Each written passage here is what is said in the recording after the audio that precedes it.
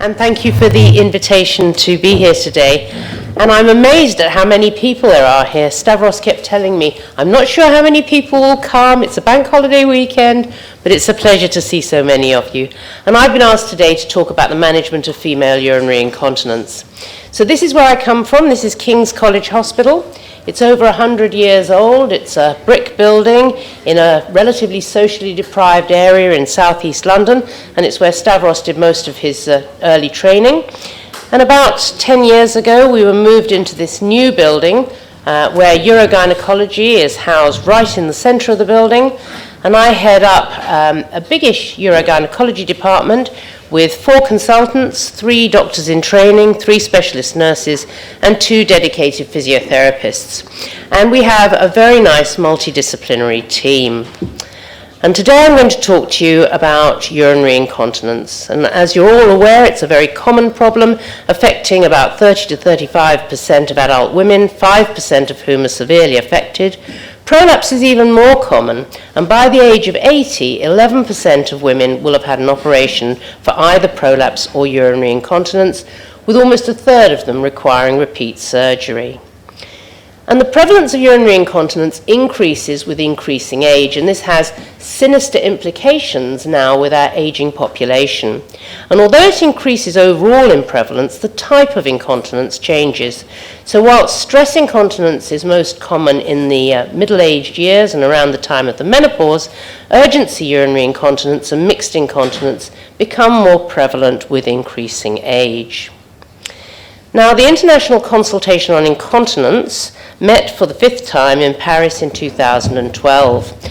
And the work of 23 committees and over 200 participants ended up producing guidelines for the management of urinary incontinence in women. And based on this, they divided incontinence into its initial management for straightforward incontinence and then more specialized management. And the advice given is that basic non-invasive treatment can be given on the basis of a history and examination and clinical findings alone, so that women are divided whether they have stress incontinence, incontinence on effort, urgency incontinence, incontinence with frequency and urgency, into 2 broad categories, and then given non-invasive methods of treatment. However, if you're going to go on and operate on patients or have other expensive and irreversible types of treatment, then you need further evaluation. And for these women, you need to assess their prolapse, you need to consider imaging, you need to consider urodynamics prior to making an objective diagnosis and offering invasive treatment. So the initial assessment of any woman with incontinence should include a review of their symptoms and particularly their bothersomeness and how much they impact on quality of life. You need to consider not only urinary symptoms, but also bowel and sexual symptoms, and you need to consider any exacerbating comorbidities and other conditions. Abdominal examination is important, the skin condition because of excoriation or atrophy, and a pelvic examination to include prolapse and pelvic floor strength. You also need to consider aspects of a woman's general life and well-being. Is she manually dexterous? Could she manage to self-catheterize? Is she able to access toilet facilities in time? And finally, of course, does she want treatment, or does she just want to be reassured that there's nothing seriously wrong with her? When investigations are required, they range from the very simple, non-invasive tests such as frequency volume charts and urine cultures through assessment of urinary residual, urodynamics, and cystoscopy. And what I'm going to do now is I'm going to divide incontinence into the 2 broad groups and talk first of all about stress urinary incontinence and then secondly about the overactive bladder. So stress incontinence is the most prevalent type of incontinence. It affects more than 50% of women who complain of urinary leakage, and it can be classified in 2 ways. Symptomatically, it's the complaint of involuntary loss of urine on effort or physical exertion or on sneezing or coughing. And objectively, when urodynamics are carried out, it's the involuntary leakage of urine during filling cystometry associated with increased intra-abdominal pressure in the absence of a detrusor contraction. So the guidelines suggest to us that the initial treatment of simple stress incontinence should be with supervised pelvic floor muscle training of at least 3 months duration, and this should be offered to all incontinent women. It's been researched more in stress incontinence than mixed or urgency incontinence, but it helps in all forms of incontinence. There's no obvious benefit of adding adjuncts such as biofeedback or cones, but these can help in some women who are unaware of how to contract their pelvic floor muscles. The only drug that has been developed and marketed for stress incontinence is duloxetine.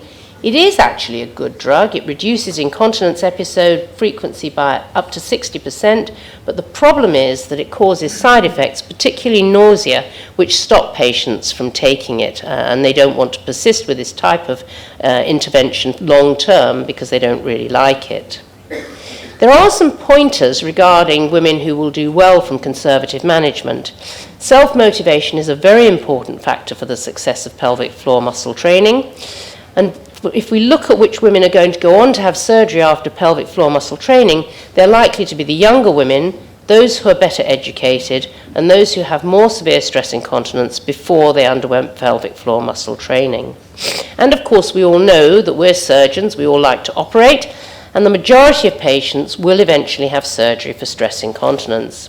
So surgery is appropriate when conservative or medical treatment has failed, when we've made a definitive diagnosis of urodynamic stress incontinence, and when we've counselled patients appropriately, considering each operation, its potential success and failure rates, and the complications which may occur. And it's important that women request surgery, not that we force it upon them. There are 2 different approaches to surgical intervention for stress incontinence. The traditional approach was to elevate the bladder neck and proximal urethra and bring them into the intra-abdominal pressure zone, and to align the bladder neck to the back of the pubic symphysis, and in some cases to increase outflow resistance. In the 1990s, Petros and Ormston proposed the integral theory of urinary incontinence, which states that stress incontinence results from failure of the pubourethral ligaments in the mid-urethra. And surgical treatment has changed considerably over recent years. In 2008, Paul Hilton looked at the changes over the previous decade. He showed the overall number of operations for incontinence was increasing, and there was a shift between the different procedures. So the annual number of operations was up by 28%. There was a 90% reduction in the number of colpo suspensions, 50% reduction in bladder neck buttress, sling and urethral bulking procedures, and this was mainly due to the mid-urethral tapes. Now, I think you'll find this slide interesting because this slide shows the evolution of continence surgery. And for many of you in the audience, you'll recognize the names on the left-hand side of the map. But perhaps you're not so familiar with the right-hand sided names.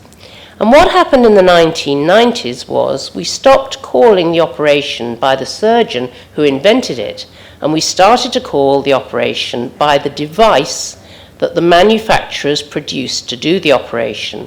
So I think you might be more familiar with the names on the right, and you will see that none of them are named after a surgeon. They're all named after a manufacturer's device, including the 2 latest advents on the market. So we have to be very careful when we select our surgery for the patient. We want to do what's in her best interest and not have industry-driven devices guide us. The colpo suspension is still a good operation. It has objective and subjective cure rates in excess of 80%, and it's got a grade A recommendation for the treatment of both primary and recurrent stress incontinence. And it's obviously a useful operation to do when other intra-abdominal surgery is planned. But the colpo suspension is a big operation. It's carried out through a major fan and steel incision. The retropubic space is opened. The paravaginal fascia is dissected by pushing the bladder base and bladder neck medially off the vagina, and the vagina is then suspended with a series of sutures to the ipsilateral iliopectineal ligament. And this requires several days in hospital and several weeks off work. So the colpo suspension can be carried out laparoscopically. If it's carried out in exactly the same way with the same number of sutures, there's no reason why the results should be any different, but it actually isn't cost effective as compared to the open procedure. And are we doing it for cosmetic reasons? If so, perhaps it's the wrong thing to do. In a study carried out nearly 20 years ago, women were asked which they preferred, laparoscopic incisions or a fan and steel incision, and these were 50 patients and 50 female staff within a hospital, and 2/3 preferred a fan and steel incision cosmetically to laparoscopic incisions. In fact, for those who'd had a previous caesarean section, 80% preferred to have another fan and steel incision rather than additional laparoscopic incisions. So we now have the TVT. Now, it was the first of the mid-urethral tapes, and its use is based on the integral theory. It was originally performed under local anesthesia, but it's now more frequently performed under regional block or general anesthetic. It's a vaginal approach using a macroporous type 1 polypropylene mesh.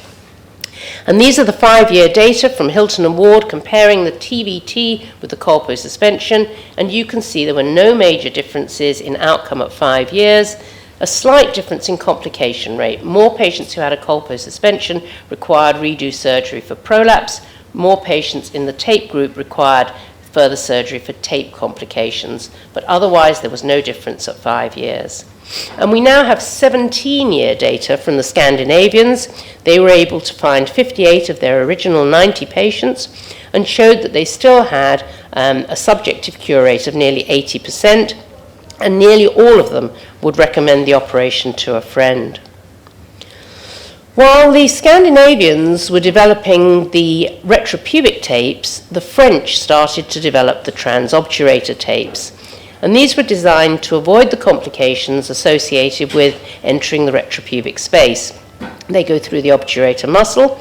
Once again, they can be performed under general, regional, or local anesthesia.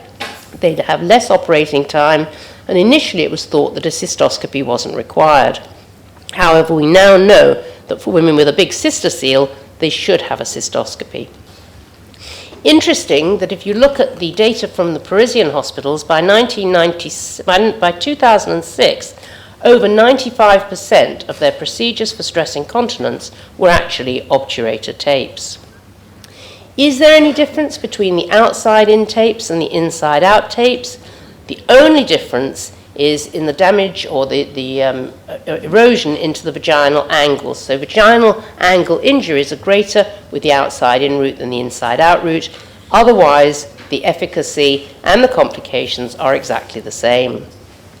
Is there any difference between the retropubic tapes and the obturator tapes? Well, the cure rates are exactly the same, but bladder injuries and voiding difficulties are greater with TVTs. Groin injuries and thigh pain and vaginal injuries are greater with the obturator tapes.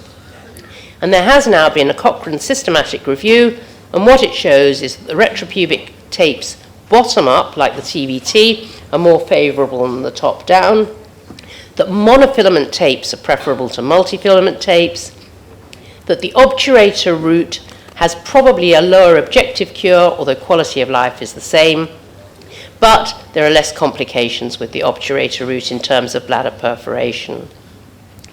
Of course, tapes do fail because we know that no operation is 100% foolproof, and a variety of different procedures have been carried out and reported in very small short-term series regarding what people do when tapes fail. Unfortunately, there's no robust evidence to recommend any different type of procedure, and often nowadays people are putting in a repeat tape. There was one small study which looked at repeat tape versus tape tightening, and repeat tape is more acceptable and efficacious than tightening the tape. And if we look at what people do in clinical practice, I subscribe to the British Society of Urogynecology database, where we register all our information regarding our pelvic floor surgery. And for repeat surgery, you will see that in the UK, the majority of people are putting in a repeat tape, either retropubic or transobturator. Very few are doing bulking agents or birch colpo suspensions. Most recently, the mini slings have come into use. They're single incision tapes, 8 centimeters long, and they have no exit point. The aim was to reduce morbidity. They require less dissection, and the potential was that they would be used in an outpatient setting under local anesthesia. And initially, there were some promising short-term results.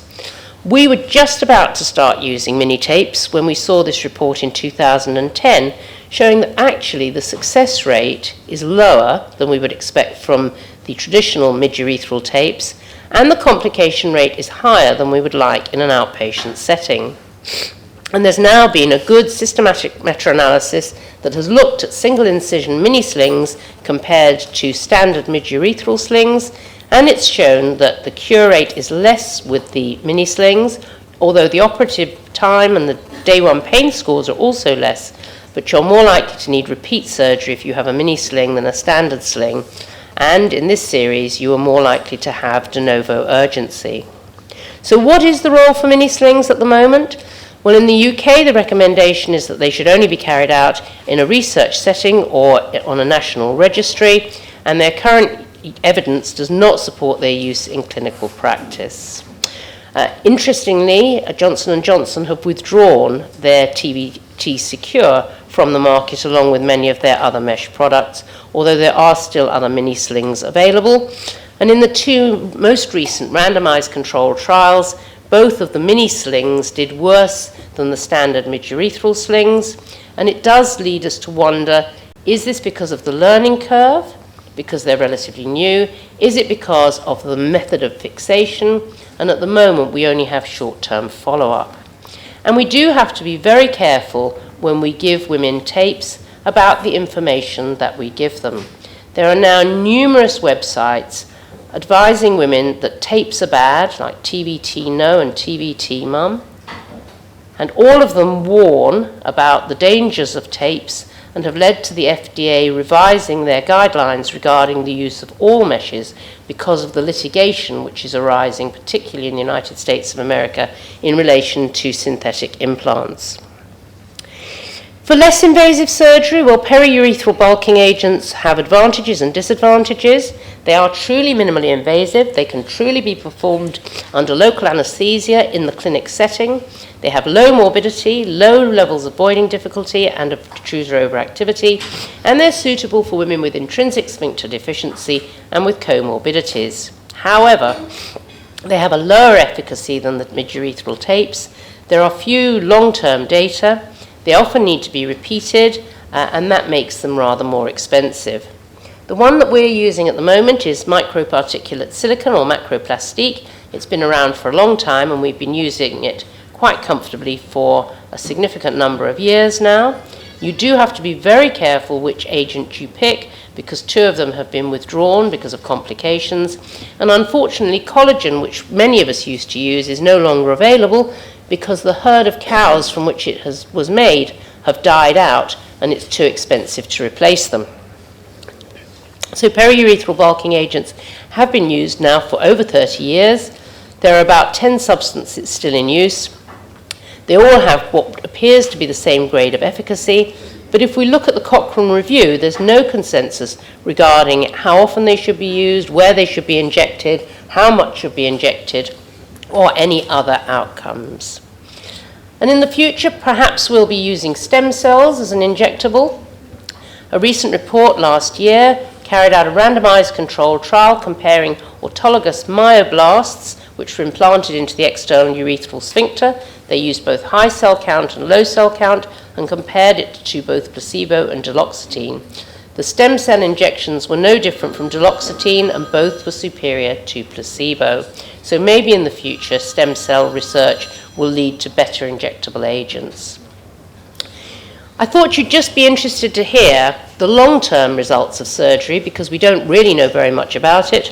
And these are healthcare claims from the United States of America from 2000 to 2009, over 155,000 women. 82% of them had mid-urethral slings. If you look, the need for repeat surgery overall was 14.5%, and you can see the relative need for surgery with bulking agents, slings, and the Birch-Colpo suspension. But if you adjust for age, year of surgery, the region of the United States, and then the overall need for repeat surgery was 28% higher with mid-urethral slings than Colpo suspensions. So Colpo suspension is still a good operation. What do we advise? Well, the Colpo suspension is a durable operation. There are good long-term data. It can be combined with abdominal surgery, and it's useful if there's a cystocele in addition to incontinence. But it is major surgery and it may predispose towards erectocele. The TVT is durable, there are long-term data, it's carried out as a day case procedure with a vaginal approach, it's relatively safe, although it does risk bladder injury and in the longer term tape erosions. The TOT, there are now medium-term data, it's also a day case procedure with a vaginal route and it avoids the retropubic space, but in some patients there can be very troublesome leg or groin pain and it risks urethral injury or vaginal injuries. The mini slings are ambulatory and they avoid the retropubic space, but there are very few data, short-term results and a high failure rate. And bulking agents have the lowest morbidity, minimally invasive, ambulatory, good for intrinsic sphincter deficiency in women with comorbidities, but less efficacy, cost more because of repeat injections and possible failures. So I shall move on now to talk about the overactive bladder syndrome. So the overactive bladder syndrome is a symptom complex. It's not based on any underlying diagnosis, and it is urinary urgency, usually accompanied by frequency and nocturia, with or without urgency urinary incontinence in the absence of urinary tract infection or other obvious cause. And if we want to make a urodynamic diagnosis, it's an observation characterized by involuntary detrusor contractions during the filling phase, which may be spontaneous or provoked, and that's referred to as detrusor overactivity. So the two are different. But urgency is the cardinal symptom of the overactive bladder syndrome, and it's urgency that drives the other symptoms. So about 2/3 of people who have an overactive bladder are continent or dry, and about 1/3 are incontinent or wet. In those who are continent, urgency makes frequency more common, and in those who are incontinent, it leads to urgency incontinence, both of which are troublesome in their own right. And once again, the overactive bladder is a common condition affecting over 16% of adults over the age of 40. Interestingly, it's just about as prevalent in men as it is in women, but men don't become incontinent, so in many ways it's less troublesome. It's underdiagnosed, and when it is diagnosed, it's undertreated, and it leads to significant comorbidities. And it's a disease that changes over time. Ian Milsom's group in Gothenburg studied women in 1991 and again in 2007, and they showed that of those without overactive bladder, by 17 years later, 20% had an overactive bladder. Of those who were overactive bladder dry in 1991, half of them had either resolved or been treated adequately, and half remained dry, the other half were now wet. And of those who were overactive bladder wet, more than half still were, but of the others, half had resolved and half were now overactive bladder dry. But I don't want you to leave here thinking that the only causes of urgency and frequency in women are an overactive bladder, because of course there are many different causes of these common symptoms, and some are as simple as physiological changes of pregnancy. So there are many causes of urgency and frequency. And when patients do have an overactive bladder, their goal is to resolve all of the symptoms, but particularly urgency. So the treatment that we have to offer ranges from the very simple to the highly complex, lifestyle advice through to reconstructive surgery. From the 5th International Consultation on Incontinence, as well as other guidelines, we should offer lifestyle intervention in the first instance, and the first thing we should do is make women drink less. There's been a trend over recent years to drink more and more and more water, and really the only people it's good for are the manufacturers of mineral water. And by a simple reduction of 25% fluid intake, you can improve the symptoms of urgency, frequency, and nocturia. Caffeine is also a risk factor. Tea is probably worse than coffee because of the volume. And also the caffeine that is in sweetened drinks is worse with artificially sweetened sodas than it is with naturally sweetened sodas with sugar. And weight loss is also an independent risk factor for all forms of incontinence and for overactive bladder. When lifestyle interventions are not enough, then we should look at pelvic floor muscle training, which I said already was good for urgency incontinence as well as stress incontinence, and particularly bladder retraining. And our national guidelines dictate that we should offer 6 weeks minimum of bladder retraining as first-line therapy. Bladder retraining can be improved or enhanced if drugs are given at the same time, and it's often the case that women will have both bladder retraining and drug therapy simultaneously. Complementary therapies of acupuncture and hypnotherapy have both been tried, and they've both been shown to be effective in small series, but unfortunately they're very time-consuming and the relapse rate is high, so they're not widely available.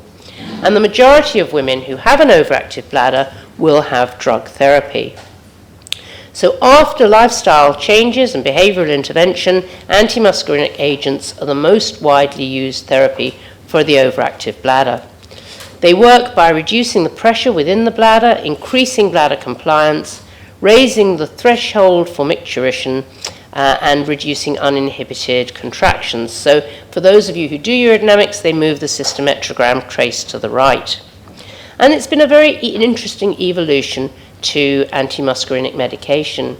In the 1970s and 1980s, we only had oxybutynin immediate release, which is now a generic preparation.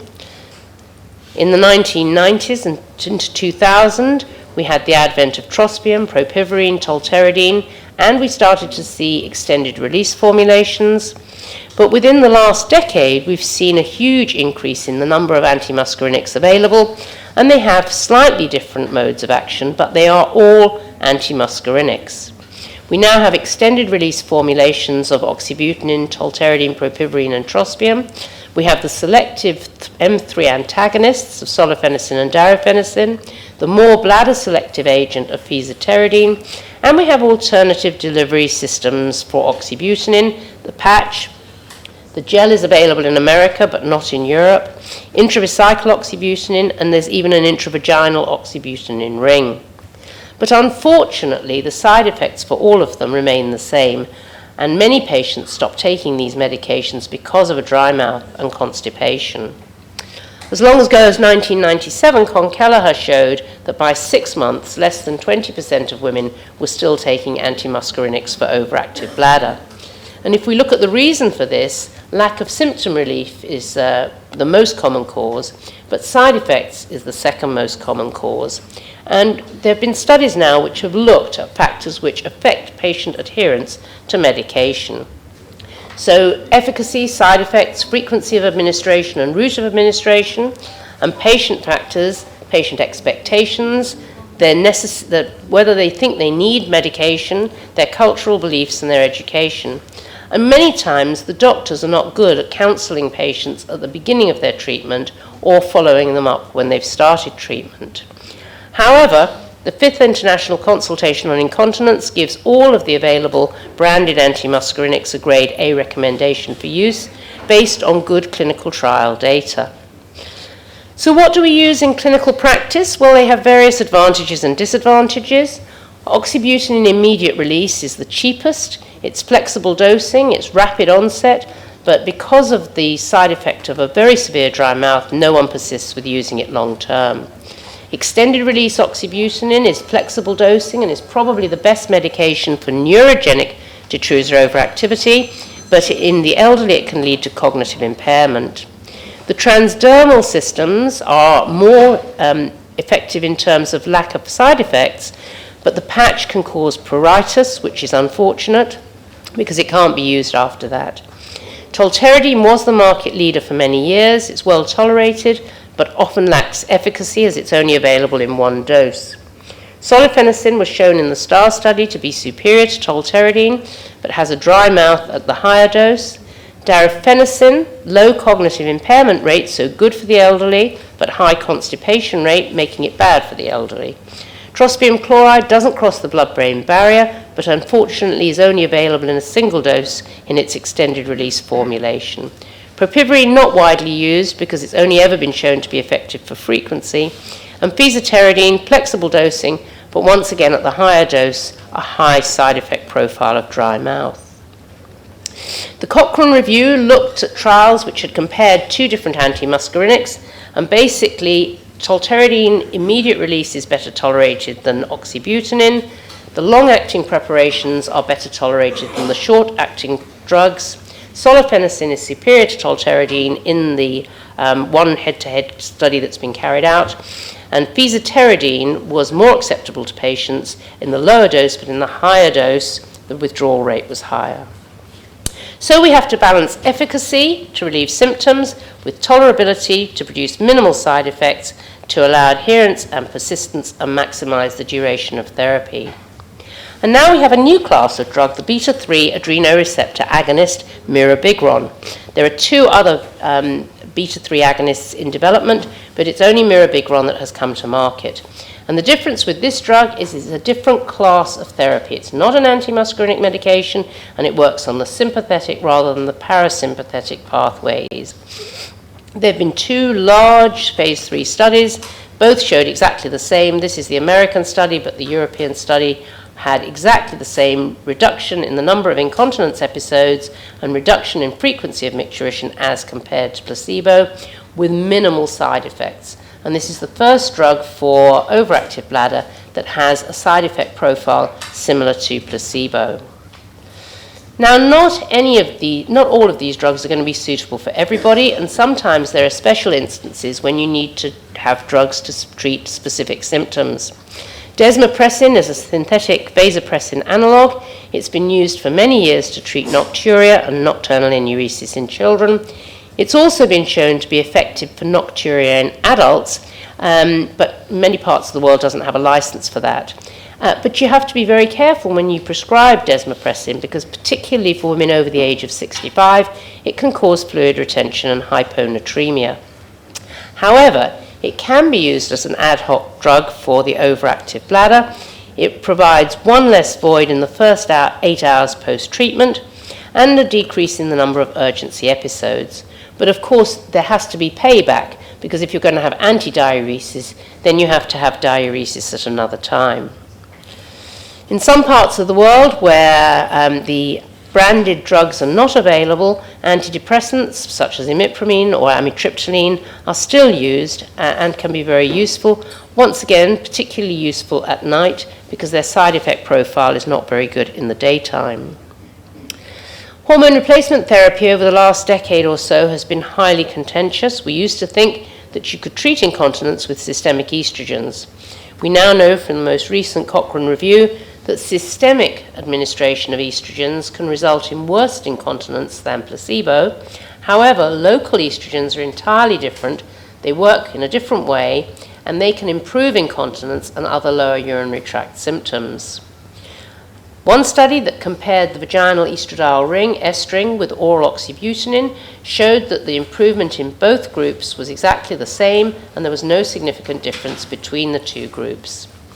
There have also been two studies that have looked at vaginal estrogen together with tolterodine. This one, in the management of the overactive bladder, showed an improvement in frequency and quality of life when the two were used synergistically, but no difference in the other symptoms. This study that looked at women only with detrusor overactivity showed no difference between those women having tolterodine and those women having tolterodine with vaginal estriol. We now have botulinum toxin available with a license for idiopathic overactive bladder. The initial randomized controlled trial, the RELAX study, showed improvement in all symptoms of the overactive bladder using 200 international units of botulinum toxin. However, at this dose, there's quite a high rate of urinary retention, leading to urinary tract infections and requiring clean intermittent self-catheterization. There's now been a recent report of using 100 international units, half the previously recommended dose, and this showed significant improvement on all symptoms and quality of life, and only 6% of the patients required clean intermittent self-catheterization, and efficacy appeared to be maintained over repeat treatments. So we also have a grade A recommendation for botulinum toxin and for desmopressin for nocturia. There are new drugs in development. Some of them look quite promising, but perhaps the way in the future is going to be combination therapies, and certainly there's a preparation being researched now that combines an antimuscarinic with a beta-3 agonist. When drugs don't work and botulinum toxin isn't available or doesn't work either, then we can move on to consider neuromodulation. There used to be 3 systems, but the patient-managed system has been withdrawn by Johnson & Johnson, so we now have peripheral tibial nerve stimulation and sacral neuromodulation. Although peripheral tibial nerve stimulation has been available since the 1980s, it wasn't until very recently that a large American study and a large European study showed that actually PTNS is as effective, if not more effective, than drug therapy, although perhaps not as cost effective, and it does have to be repeated over time. The systematic review showed about a 60% subjective and objective success rate using PTNS, and there's now one small long-term study which shows that at 3 years, patients are still having an improvement in their symptoms if it's topped up every month or so. A new implantable PTNS device is also being researched at present, which would mean that patients wouldn't have to keep coming back to the hospital. Sacral neuromodulation has also been around since the late 1990s, and initially the results were very promising. But if you look at any of the longer-term series, you'll see that nearly 50% require revision by 5 years, but by 15 years, the success rate and the patients that are still using their implants is quite small. Surgery is not normally recommended for the overactive bladder, and when it is, it's major reconstructive surgery, which is usually carried out by the urologists, and it really is a last resort because it's not without its complications. How do we manage the overactive bladder? Well, our initial management is patients are invited to go to a class with other women where they're given a lecture and the mechanism of the overactive bladder is explained to them. If they attend the class, they're then given a one-to-one follow-up appointment where they have lifestyle advice and bladder retraining, and if appropriate, an appointment with the physiotherapist. Then they are given antimuscarinic medication, and that's based very much on patient choice and the type of patient, because not one medication suits all. If that fails, we usually give them an alternative anticholinergic, or we may consider an alternative route of administration or an alternative class of drug. When that fails, we offer botulinum toxin or PTNS. In our hospital, we don't do sacral neuromodulation, but we do refer them out. Very rarely reconstructive surgery, and occasionally a long-term catheter, suprapubic being better than urethral. So to conclude then, for stress incontinence, the first-line treatment is pelvic floor muscle training. The trend with regard to surgery is less invasive surgery with reduced morbidity, shorter hospital stay, and a quicker return to work. The TVT and colposuspension appear to have similar cure rates, and we now have 17-year data for the TVT, although we do have to caution women about the possibility of long-term complications, including mesh erosion. And there are many tapes available, but not all tapes are the same, and I suggest that you should use the one with the best data regarding efficacy and lack of complications. And injectables form a very useful adjunct to our armamentarium, particularly for older people and with comorbidities. For the overactive bladder, conservative therapy is indicated initially. Antimuscarinics are most commonly prescribed, but unfortunately, persistence is limited by tolerability and efficacy. In the future, we may have better drugs and drug combinations, and we need to tailor our treatment to suit the individual woman.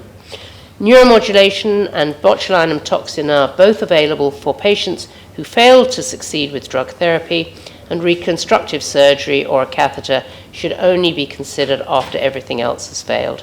And I'd like to thank my team of urogynecologists, some of whom are shown here at the recent IUGA meeting in Dublin, because they're working in my outpatients clinic while I've come to talk to you today. Thank you very much.